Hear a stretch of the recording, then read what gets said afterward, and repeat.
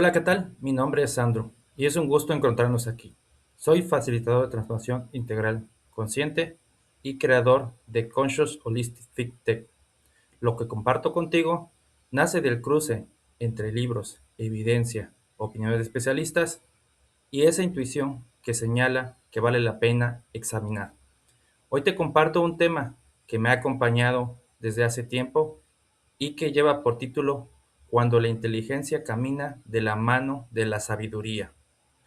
Empiezo con un diálogo entre un maestro anciano y su discípulo, de esos que circulan como reflexión y terminan quejándose.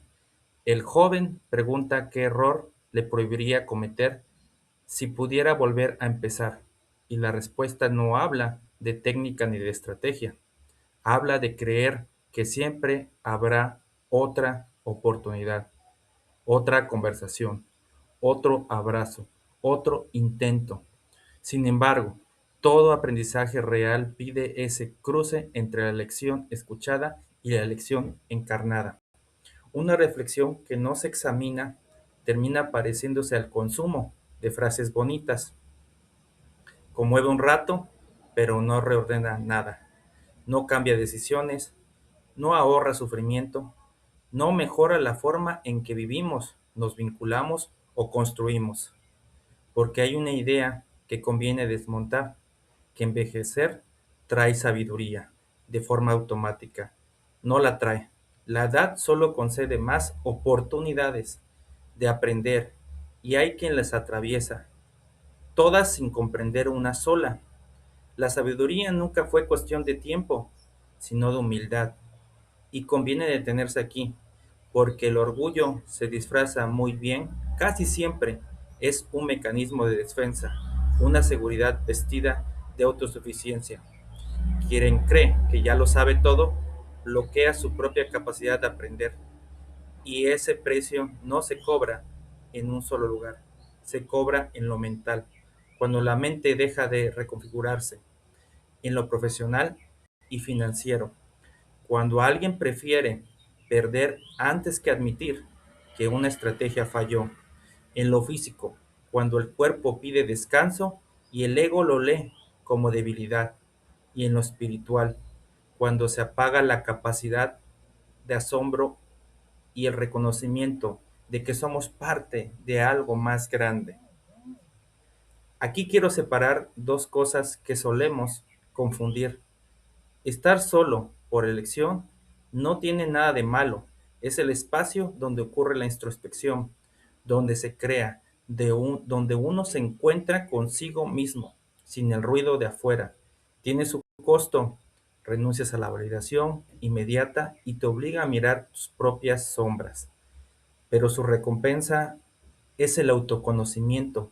La soledad que duele es otra cosa, que es sentirse desconectado, y su peor versión se experimenta rodeado de gente, incluso acompañado. La paradoja es que la soberbia es el camino más rápido hacia esa segunda. Quien rechaza ayuda y esconde sus grietas termina rodeado de personas sin que nadie lo conozca de verdad, justificando su aislamiento con un nadie está a mi nivel, que en el fondo esconde el pánico a ser descubierto en su imperfección. La psicoterapeuta Nilda Chavarillo, con más de 40 años de trabajo clínico en vínculos, lo formula de un modo que sirve para muchos más que las relaciones de pareja. Cuando eliges desde la carencia, te conformas con lo que se llena, que te llene ese vacío cuando eliges desde lo que ya construiste. Solo dejas entrar lo que de verdad aporta. La humildad, en cambio, sabe recibir la experiencia de quien ya recorrió ese tramo y avanzar con más claridad.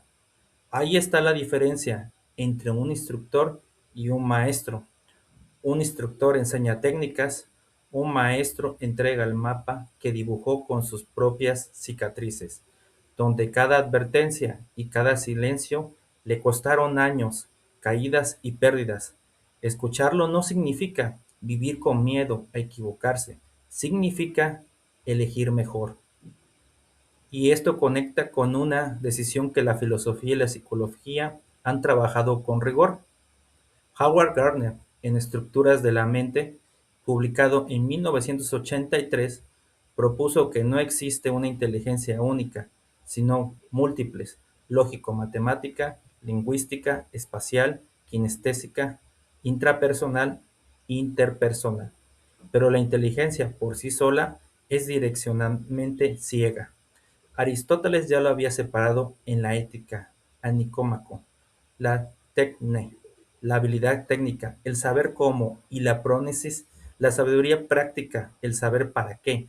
Y Robert Stenberg, en su teoría del equilibrio de la sabiduría de 1998, la definió como la aplicación de la inteligencia, la creatividad y el conocimiento, mediada por valores, hacia un bien común, equilibrando los intereses propios, los de los demás y los del entorno más amplio.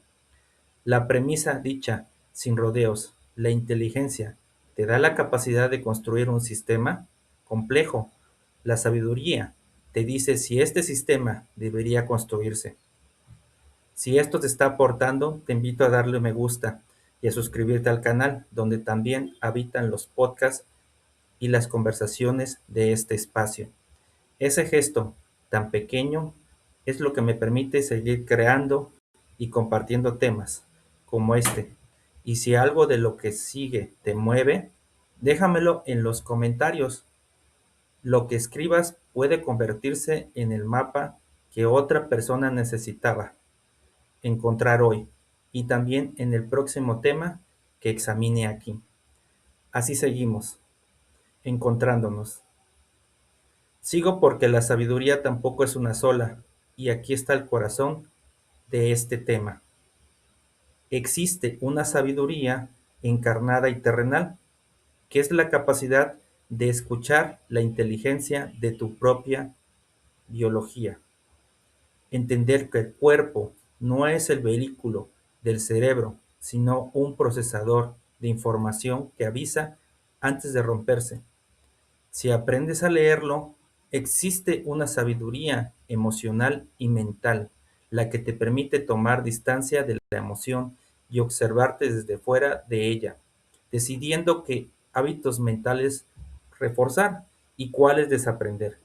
En lugar de quedar secuestrado por la reacción, existe una sabiduría práctica y financiera, la de administrar recursos, tiempo, energía, capital, de modo que tus decisiones económicas sirvan a tu paz y no al revés. Y existe una sabiduría atemporal, divina y espiritual, la que trasciende el plano intelectual. El doctor Manuel Sanz Segarra, cirujano español con décadas de práctica clínica, ha profundizado en el concepto de supraconsciencia, la propuesta de que nuestra verdadera esencia trasciende la materia y el tiempo. No es consenso científico, y conviene decirlo con honestidad, pero conectar con esa dimensión reduce la ansiedad existencial y aporta un sentido de propósito que no depende de las circunstancias. Ninguna de ellas basta por sí sola. Un cuerpo sabio con una mente reactiva se agota. Una mente lúcida sin sustento material vive angustiada. Una espiritualidad elevada sin sabiduría práctica se vuelve evasión. Es la fusión de todas, el cruce, no la especialización aislada, la que forma criterio completo. La mayoría elige un bando: o la eficiencia o la profundidad, o la técnica o el espíritu. Aquí construimos el cruce, aunque rompa el molde de cómo se supone que deben hacerse las cosas. Ahí aparece una pregunta que vale más que muchos años de experiencia acumulada. ¿Estás pagando por tu cuenta un precio que alguien ya pagó por ti y está dispuesto a contarte? No como excusa para dejar de vivir tu propio camino, sino como criterio para distinguir entre el aprendizaje que te forma y el sufrimiento que solo repite lo que ya era evitable. Esto también toca lo profesional, y hoy más que nunca La inteligencia artificial posee una capacidad lógica y lingüística inmensa, pero cero sabiduría. No sabe cuándo detenerse, no comprende el impacto a largo plazo, no siente lo que un ser humano sostiene. Por eso, el discernimiento se vuelve la habilidad decisiva. Hay tareas que conviene automatizar por completo: lo repetitivo, lo determinista, lo de bajo valor cognitivo. Hay tareas que conviene optimizar con la tecnología como copiloto mientras uno dirige el contexto. Y hay tareas que hay que preservar humanas, sin negociación. El diseño conceptual, las decisiones que afectan el bienestar de otras personas, el propósito de lo que construimos. El verdadero superpoder de esta era no es dominar todas las herramientas, sino tener la sabiduría para dirigir esa inmensa capacidad hacia algo que sostenga la salud y la evolución humana. Y este es el punto de inflexión que nadie anuncia. La transición hacia la madurez no la marca un número. Ocurre el día en que alguien más joven te hace una pregunta y descubres que la respuesta te duele más a ti que a él, porque comprendes que ese conocimiento llegó cuando ya no podías volver atrás. Eso no obliga a idealizar a nadie. Algunos maestros entregan mapas precisos, otros lo entregan incompletos, otros solo repiten lo que a ellos les funcionó y otros enseñan sin proponérselo con la manera en que sostienen su vida. La madurez está en distinguirlos sin cinismo y sin devoción ciega. Porque al final, la deuda con quien te enseñó no se paga de vuelta, se continúa, y el verdadero legado no se mide en los años vividos, sino en la cantidad de dolores que alguien logró evitarles a quienes veían caminando atrás. Ese equilibrio mental, emocional, espiritual y financiero, en ese orden, el interior que después se transmite al exterior, es el que convierte la experiencia en algo transmisible. Y quiero cerrar con algo que me sigue cuestionando. El monje budista Ryu-Shun Kusanagi, en El arte de no reaccionar, plantea que muchas veces la motivación que creemos correcta es justamente la incorrecta. Describe lo que ocurre cuando alguien estudia por la calificación y no por desarrollar el intelecto. Compite en una carrera artificial movido por el deseo de reconocimiento, comparándose sin parar. Su propuesta es que se puede competir, crear y trabajar desde una motivación distinta a la de ganar o al temor a perder. Y esa pregunta merece hacerse en serio. ¿Tu motivación nace de buscar reconocimiento o ya profundizaste de verdad en cuál es tu propósito? ¿Trabajas para acumular por acumular o para aportar desde lo que sabes hacer, alineado con algo más grande que tú? Porque el dinero no es enemigo del espíritu, toma la moralidad de quien lo posee, en manos de alguien que entiende para qué está aquí. La prosperidad deja de ser presunción y se vuelve herramienta. Ese despertar, el momento en que dejas de perseguir la aprobación ajena y empiezas a responder a un propósito que te trasciende, cambia todo lo demás. Y si algo aquí te aportó, te pido de favor que lo compartas con alguien a quien le pueda ayudar, no para consumirse y olvidarse, sino para acompañarte a estar más entero, más firme y más despierto, conociéndote por dentro y llevándolo a la acción hasta dejar de reaccionar como niño y responder como adulto, con claridad, con límites, sanos y con el valor de avanzar incluso cuando el mundo sigue ahí. Gracias profundas a quienes ya caminan con nosotros. Su presencia sostiene este proyecto y honro el que crezcamos juntos en conciencia y con sentido. Aquí se desarrollan ensayos, podcasts y contenidos que nacen de una lucidez aplicada que integra conciencia, criterio e innovación del ser.